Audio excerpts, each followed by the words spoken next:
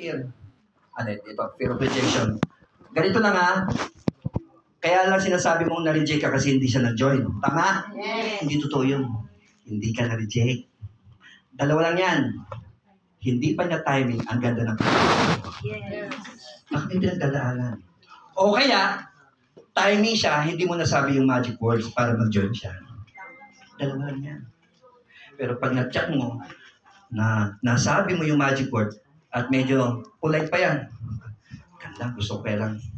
Ano muna, huwag muna ngayon ha. Iyon, sakot nun. Nasa waiting list mo pa yun. Ano ibig sabihin? Nagawa mo ng tama, hindi pa niya time. Kaya hindi mo ma-interpret yung rejection. Hindi ka na-reject. Just go. Hindi pa niya timing. Mentor, paano ko malalaman kung ano yung magic word para masabi ko? Gusto niyo malaman? Yes. O simple lang, L-U-D. Ano nga ba yun? Listen. Huwag ka muna puputak. Hanggat maaari, pumiti ka lang ng isang tanong, hayaan mo siya magsalita. Just listen. Tapos pag nagsalita siya, try to understand sa sitwasyon niya. Lumaki ka. Then letter D, you discern. Kunin mo yung idea. Pag nakuha mo yun, tapos ng boxing. Bakit? Kasi makikita mo kung ano meron ka sa Sante na pwede mong i-offer sa kanya. Hi. Hello. Nangyayari kasi kaya hindi effective sa pag-present, pag-prospect. Tutak ng tutak eh. Kinig ka muna.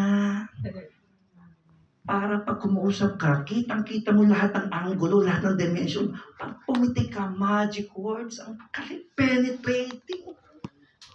Pag naghiwalay kayo, join na siya, decided na siya, gagawa na lang ng paraan. Hi. Hello. Kaya, huwag mo yung na-reject ako, mentor. Oh! Tama. Hindi. Hindi ka na-reject. Walang nare-reject kasi walang taong gusto magkasakit. Eh, ano to?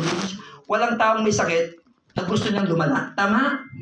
Walang taong natutuwa sa pagkabaon sa utang. Tama? Eh, yung mga nasa atin meron eh, na pwedeng maitulong sa kanila eh. So, hindi ka na-reject. Baka nga lang, hindi niya timing o kaya mali yung approach. O mali yung pasok mo. Hindi mo nasabi yung magic words. No rejection. Natatakot ka pero hindi yan totoo. It's a non-existent thing. Hindi yan totoo. Pinapaniwala mo lang sa sarili mo dyan. Hasahin mo yung skills mo, magugulat ka, hindi yan totoo sa'yo. Pag totoo yan sa'yo, ibig sabihin, baka hindi mo hinahasa yung galing mo. Hi. Hello. Diba? Some will join. Some won't join. So what? So who's next? Eh, ganun lang naman talaga. Pero tanda mo, pag hindi nag-join, hindi ka na-reject. Hindi yan tungkol sa'yo. Tungkol yan sa kanya. Hanapin mo yung tamang timing. Katulad kanina, pagpunta ko rito, 3 ang nag-message sa akin, naku po, nagparamdam kayo ngayon. Umanda kayo pagkatapos ko ng SBO.